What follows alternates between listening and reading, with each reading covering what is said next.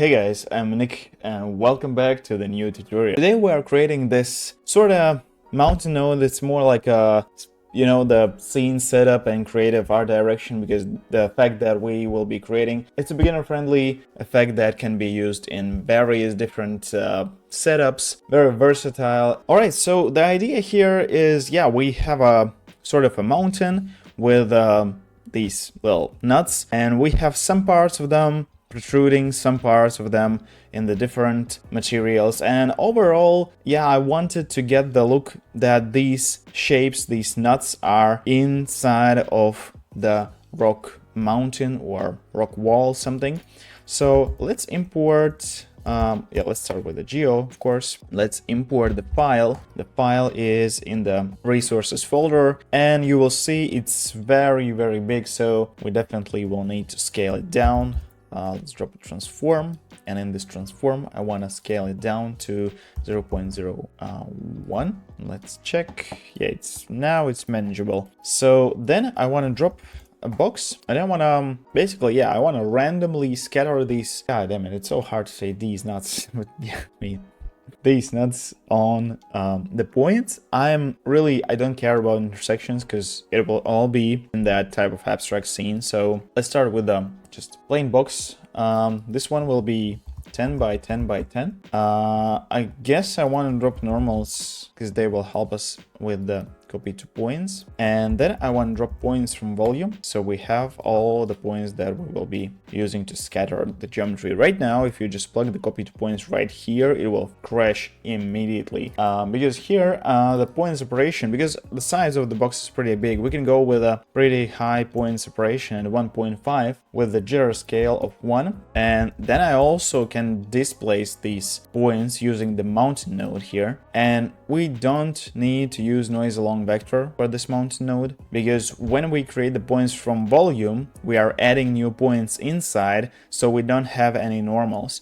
If we would go with the scatter node, which is the surface, we would transfer the normals from the vertices to the points, and then it will work. But right now there's basically no normals right here, so I'm wrong. We can bypass the normals node right here. I want to set the amplitude to be 3 with the element size of 0.5, and then I want to, let's copy the nuts to the points, so copy to points, and let's just see what we got here. So looks pretty awful, exactly like I imagined it to look. So let's drop the attribute wrangle after the mountain, and here are a few things, and you will see how these evolve as we write some attribute modifications here. So at p scale is equal to fit01, which takes the value in the range of 0, 1 and shifts it to the corresponding value in a range, and it needs 3 attributes, so value and minimum and maximum. So value would be a random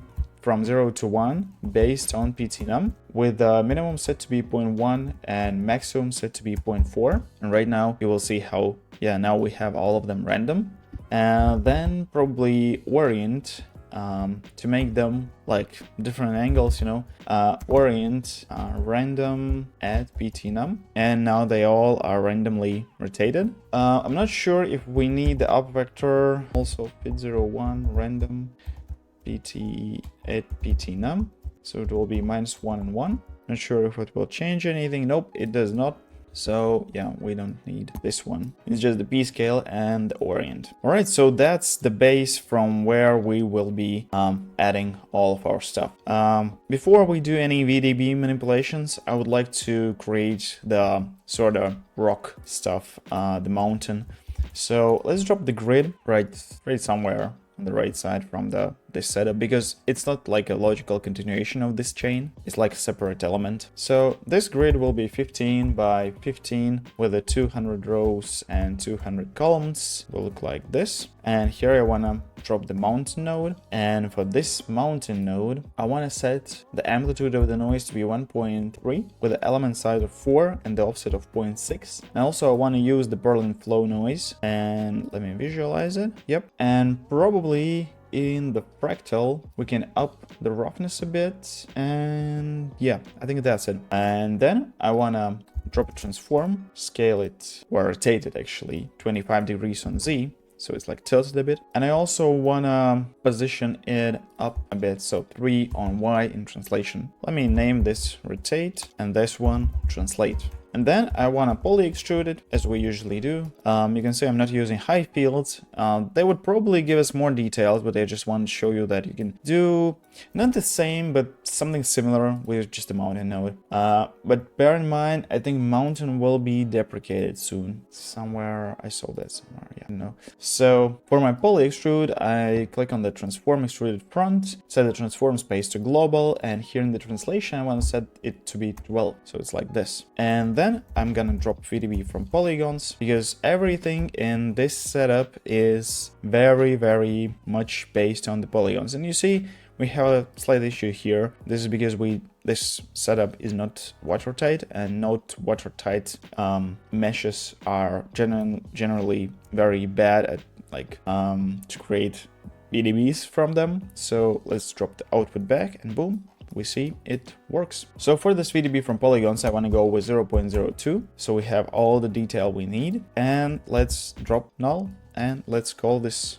out VDB terrain. And we will be using this in all of the future manipulations. I also want to set the camera right now because stuff that we will be doing further, it's kind of bound to the angle that we see in the camera. So my camera should be 1080 by 1920 with 80 millimeters focal length, and I think roughly we can position like here. And yeah, let's do some VDB stuff. So let's create a VDB from polygons out of our nuts. Let's make the voxel size to be 0.02, and let's drop VDB intersect, VDB SDF intersect. And we also can drop the object merge and merge our out VDB terrain. We can just drop to the object 1 right here. So we connect the terrain to the B and nuts to the A. And now if we check, we will see that we kinda sliced some parts of these nuts, but I would love to get another Boolean operation, which is SDF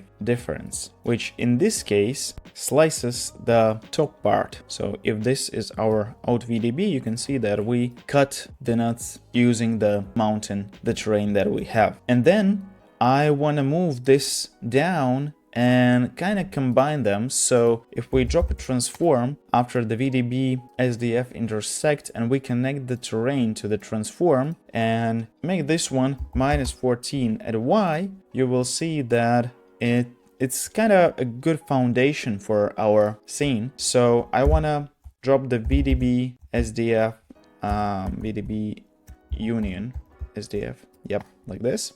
And then we connect the terrain to the B and the intersect to the A, and something starts to show up. Now you can probably already see where was that part that I rendered out. But this all looks cool. The only thing that we want to do is make sure we got the parts that we need to add to complete the scene. So I mean the parts that were cut off right now. And to do so, we can move this one to the right a bit and then drop the VDB intersect, SDF intersect, connect the nuts to A, and then connect the terrain to B actually. And we have all of this part here, but now if I convert both of these to the polygons, so VDB convert to polygons for this one and then for this one, if I merge it, you'll see that we basically have the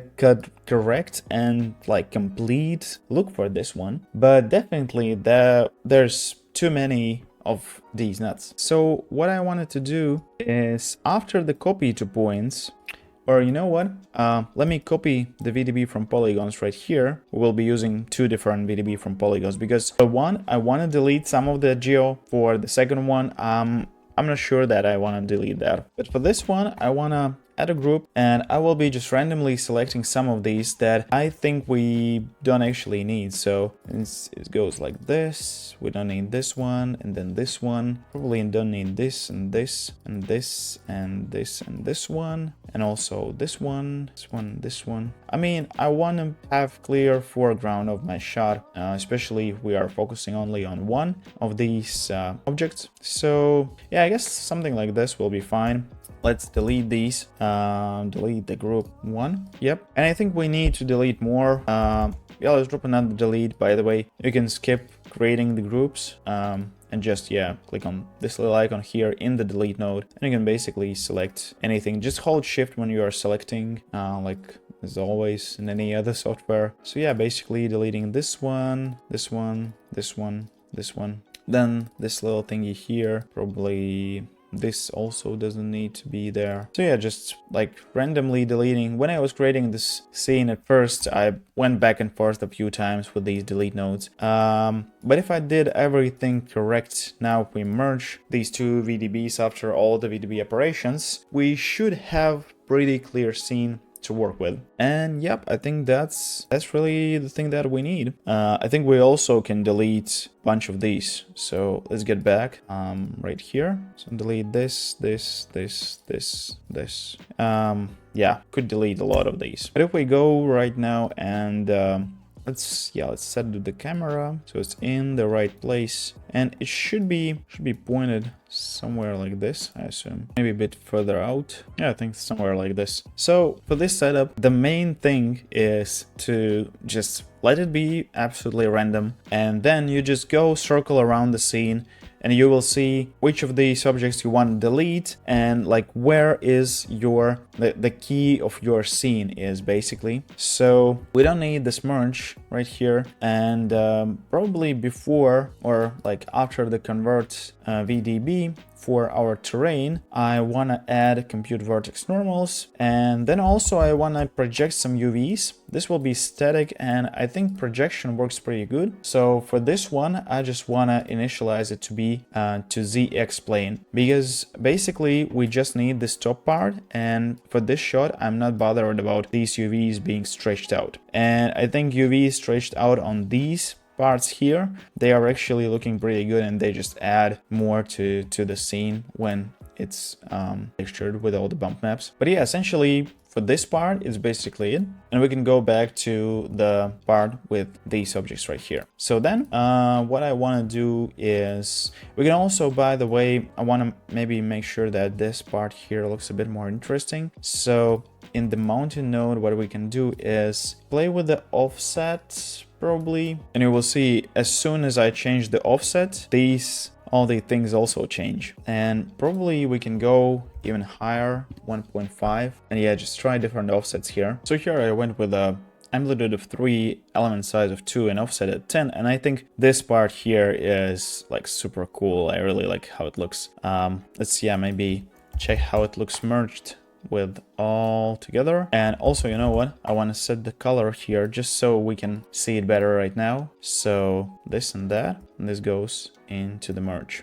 Yeah, I think this looks pretty cool. So let's focus on this one. And yeah, I don't know from which point we want to start this growth happening, but yeah, let's for this one I'm growing just this part here. Let me just double check. Yeah, it's separated from others, so we're good. We just can go and drop a group, or even without a group we can drop a split, because I usually did like this thing with a group and then delete, and then I merged the isolated object, and then I used another delete after that same group with a delete non-selected, like inverting the deletion. So I think split node does the same, but just faster. So in the split we can just select this one, double click on it, and boom, in the split it's here. And you can see if I connect two nulls here, for example, the right one will be everything is not the desired object, and the left one will be that object that we need. So I really wanted to do this this setup very detailed.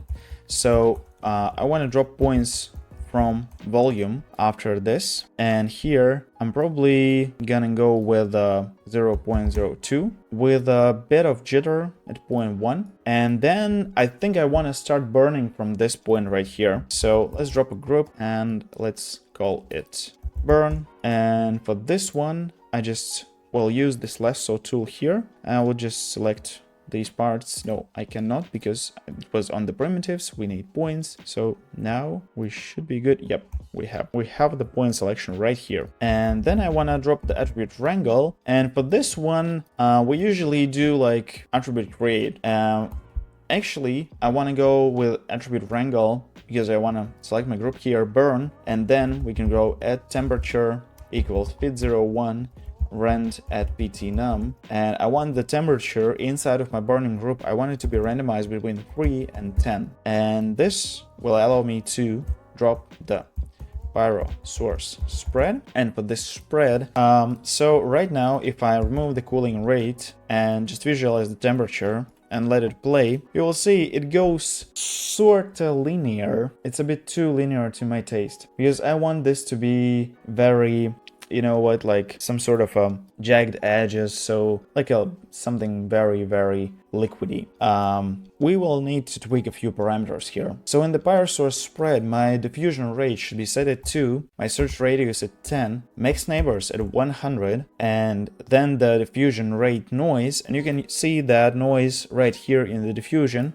You want to set this to be periodic Perlin with an element size of 0.1, and you will instantly see as soon as we switch back to the first frame how different this noise looks from what we had initially. And for the combustion, this is really crucial. So I want to set the ignition temperature to be 1 and burn rate I want to set to be 0.4. And you can play with all these values, especially this temperature, I put it 2 for example. But yeah, the thing is, what I kind of wanted to get here is more of a smoother and more detailed flow of that ignition. Because based on how noisy, I mean, not in the sense of how rough it is, but in the sense how much detail it has when it burns, this will actually shape the look of the VDB that we will be creating out of these particles. So right now, I can drop attribute wrangle after the pyro source spread.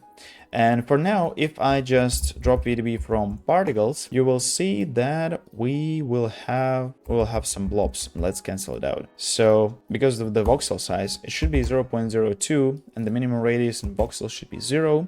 Right now, if I set it, yeah, we still probably will get the blobs, right? Let's drop the P scale in that wrangle. That's to be 0.02. Oh yeah, now it's better, now it's working. And you can see it's all filled up. What I want to create here is set the P scale to be dependent on the temperature. So fit at, and not the fit 01, because the temperature is not 0 to 1. So fit temperature from 0, and my temperature, I know it goes till the somewhere around 150, you know. We can go here, check it in the geometry spreadsheet. So temperature right now is 117. Probably, yeah, we can go to 120. From 0 to 120, and the P scale should be from 0 to 0.02. So when the temperature is 0, P scale is 0. When the temperature is 120, P scale is 0.02. Everything is between is the calculation of the fit function. So now if I go with the VDB from particles, you will see that here the temperature is lower and the particles are not enough. The particle size is not enough to create a proper VDB here, but that's actually what we need. We can drop the VDB smooth SDF after the VDB from particles, so it's not that jittery. And we can smooth it using mean curvature flow with the 2 iterations probably, or maybe 3 iterations, it's like max. So let's then convert that back to the polygons using convert VDB. That goes after the VDB smooth, and we convert to polygons. And this looks pretty good. We still have some details here. And here's the trick. So this value here, you can go like 0 to 200 and you will see we get more details here. You can go like 50 and we'll have less details here, and your shape will become complete a lot faster. I thought maybe 120, 150 is a good value, and you can see how it grows. Looks pretty cool like this, but we need to get UVs on this stuff somehow, and probably the easiest way of doing that is to go to some of our last frames, you know, maybe somewhere around frame 300. So probably the easiest way to get the UVs on this one would be, yeah, you know what, would be to get the auto UV at the last frame, which is, yeah, 300. Let's do the auto UVs. So we have the UVs for the noise that we will be using for the bump map. I think that will work. So then I want to drop the ROP Alembic output and output this mesh. I want to output that to be, it could be just like default output, right? So save to disk. Then this goes to this side, for example, and then I want to drop Alembic file import, want to get the output Alembic loaded, want to convert that back to the polygons. So let's drop the convert and plug it in. And then I want to use the attribute transfer to transfer. We are transferring only the vertices attribute, which is UVs, without any distance threshold. So let's plug the convert to the right input, convert VDB to the left input. Let's check. What do we have? Yeah, look at this. We have all the VDBs, look nice. They are just appearing, they are not being stretched out, which is good. And then actually before even going to the convert VDB, I think we want to add also the temperature attribute back to the VDB from our points. So let's drop another attribute transfer right here after the convert VDB, and we want to transfer it from the points from volume. I want to connect get the temperature like this, and for these conditions here I want to set distance threshold. And this is a fun fact. So basically, oh yeah, we actually want to go with a pyro source, not that one. So pyro source spread, we want to set the visualize to none. And then let me drop a color. Let's set the color type to be RAM from attribute, temperature 0 to 100, and let's check. Yeah, look at this one. This looks pretty good. So it goes, yeah, like this. Looks pretty good. Maybe a bit darker, a bit like more contrast to this one. So like this. Do we need attribute blur? No, I don't think that we actually need attribute blur for this one. But let's drop a mountain after that UV transfer, and let's plug it in. Let's make this one the amplitude 0.025 and the element size of 0.1, so just a little jitter, you know. And then let's also smooth it out just a bit. So let's drop a smooth, and let's move this to the right, and then let's drop blend shapes. Let's drop smooth to the right and attribute transfer to the left, and let's make sure that blend masking should be set from attribute. And right now it's mask. We need the inverse of our colors. So probably the easiest thing to do is, either reverse this gradient, but I think we can just drop the attribute triangle. And let's say that here the attribute at mask should be 1 minus at cdr. cd.r actually. And now if we check blend shapes, yeah, I think we have set from attribute blending from each for first input, and then yep, this should work fine. So here there's no distortion as this parameter goes darker, the color goes darker, we have more and more of that fine noise. Do we need the smooth? Yeah, let's keep the smooth here. All right, so then we drop the material. For now, we don't know how our material will be called, but we can drop. We actually don't need second material because, let's do this in a correct way. So 2 materials and a merge, and we drop the material 1 here, material 2 here, and let's preview how it all looks together. Let's check the camera. Yeah, I think we're missing something. And you know what? We forgot the split, because this one should have the same material. It should be, we completely forgot about all of the other nuts in the scene. So let's merge this up. We can add textures, or we even don't need them. So yeah, just let me drop another material here, and then we merge these and then connect the merge to merge. Yeah, now we're talking. All right, let's move back to our camera. Let's drop RS. For this one, light dome worked well, so let's drop a light dome. Let's select Brown Photo Studio, enable in viewports, we don't need that, saturation to 0. I think the default position will work fine for us. And yeah, let's probably create a template materials for us. So we will have RS material, which will be the rocks redshift material to connect the color to the surface. This one will be rocks. Then we need RS standard material, and we need 2 of these, and also this goes here and this goes here. So just holding the alt and copying all of them. This will be the main glass and this will be just glass. And I want to assign them, go to the Geo1. So this will be just the glass, like this. This one, which is the main, the center one, should be the main glass. And then this one, the rocks, will be rocks. All right. Looks good. Now let me drop the new paint tab type and redshift render view, and let's check how it looks. So actually it doesn't look that bad, to be honest. But yeah, there are a few things that we will need to fix. Also, I want to go to the last frame to see how it looks there. Yeah, so as you can see, we don't have that much of the bumpiness right here, and we also will be using bump map on the subsurface. So yeah, I think we will be good. So yeah, let's start with the rocks. So it all starts with a noise, right? So we'll be working with RS max on noise. Noise type should be this gaseous something and should be UV vertex attribute. And this can go to the RS bump map. Out color goes to texture in, oh, not the scale, goes to the texture input. And this goes to the overall bump input. And now if I reload, you'll see that we have some nice rocky bump map here. Let me isolate some parts so it's faster to render. Yeah, this looks pretty good. I definitely don't need that much of that bump, so let's decrease the height scale to 0.2. And then also let's drop the RS ramp and use that same noise, plug it into the input of the ramp to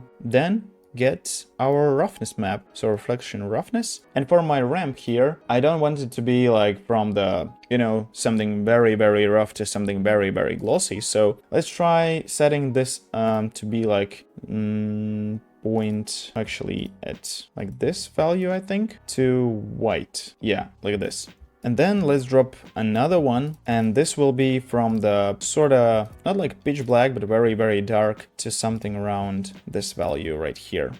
And this goes into the diffuse color. Yeah, probably not that dark, so let's start somewhere here. Still, we want to see a nice contrast. And the highlights, yeah, I think this also might be a bit rougher. Just a bit, probably like this. So let's also refresh. Yep, looks good. And then let's work on our glass. Let's isolate it right here. So our main glass, I'm using the standard material because it has the new subsurface scattering mode. So for this one, my reflection will be noise. My IOR should be around 2. And the main thing here is the subsurface. So I think I picked sort of this color, maybe more onto the purple notes, and then the weight set to 1. You can see it instantly became subsurface, and the scale I'm using 0.5 here, and also the radius. I will control this radius with my temperature, which is bind to the color, by the way.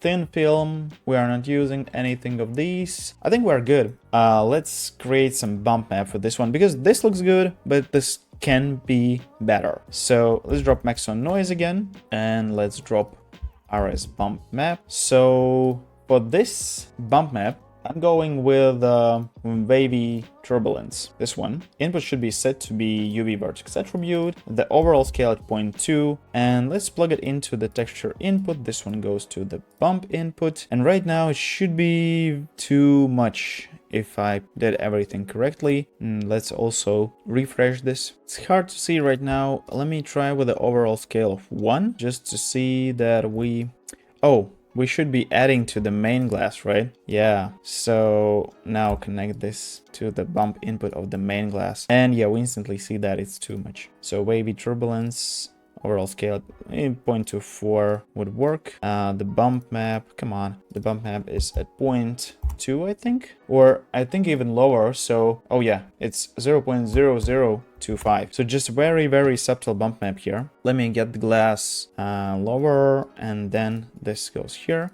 Then I want to add another max on noise, RS max on noise, which will be a turbulent noise. So this should go turbulence. The input will be UV vertex attribute, and this just goes to the ramp, RS ramp, because then I will be plugging this color to the input of the ramp, and ramp goes to the reflection roughness. So here I again don't want that extreme kind of, you know, the difference between very shiny parts and very rough parts. So I would go probably from this one in 0.5, like the middle gray, right, to something around this gray, like this maybe. Yeah. And then what else do I need to do here would be to add the magic temperature value.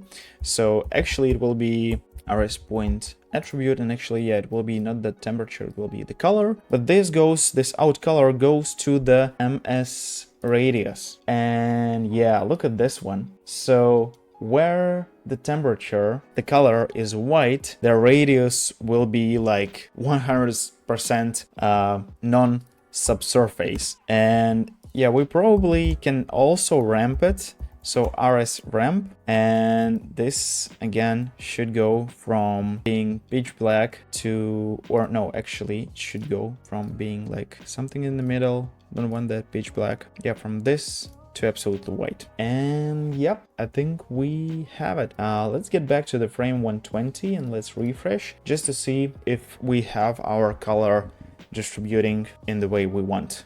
Let me bypass the ramp right now. I just want to see if it actually is correct in terms of how it goes. So nope, it's not correct. This part, white, should be actually non-translucent, but also this part here, it's very thin, so it might be the case. Let me go to the frame 180 where we will have more of that stuff, and let's see. And I think we will need a restart. I just wanted to see the 180 frame, right? Yeah, thanks God Houdini has crash files. So yeah, I recovered this file, so we see now that we have darker parts here, which should be visible if we again go to the redshift render view, set the cameras, fire it up, and yeah, I think we will need to make that gradient like reversed, because the black values in the subsurface, they mean that it's more like a plastic, you know, and the white values is more like a wax gel, something translucent. Yeah, so let me just wait till we have the image here, and yeah, let's see. Yeah, here you can probably see that it should be actually reversed. So let me get to this RS ramp and let me reverse it, and this one probably a bit darker and white. Yep, it's white here. So let's fire up the, oh, okay, it's already fixed it. Yeah, so here's the thing that I'm talking about. So these parts that are just born and spawned and I mean burning, they should be like more like a translucent stuff, right? Yep. And yep, for our glass material, I can just copy the standard material right here, remove all this stuff here, set the radius to be like somewhere around middle, and yeah, plug that to the surface. And then if we render it all out, we will see what we got. And here we have it. This looks good. Let's just add a whole bunch of post effects. Definitely want to get this brighter, a bit more contrasty. And let's add photographic exposure. Let's bump the contrast back because it decreases with the photographic exposure. Also, yeah, add a bokeh. I won't be doing this right now because I'm really afraid that it will crash again. But yeah, here you have it. If you want all of these to burn, just, yeah, don't delete, don't use the split node, and just set the burn groups in all of the connected pieces. And yeah, that's it, guys. Hope you like this short little tutorial. It's, yeah, more about how to set up these abstract compositions. You can use any objects, not nuts, but yeah, I mean, anything. And yeah, I'll be back next week with a new tutorial. Bye!